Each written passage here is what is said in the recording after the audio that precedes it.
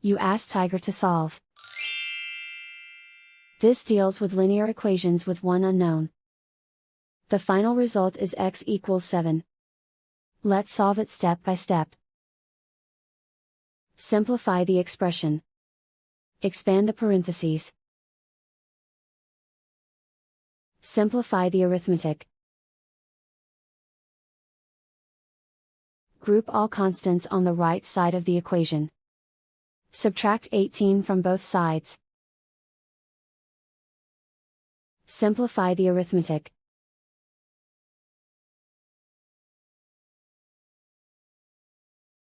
Isolate the x. Divide both sides by 3. Simplify the fraction. Find the greatest common factor of the numerator and denominator. Factor out and cancel the greatest common factor. And so the final result is x equals 7.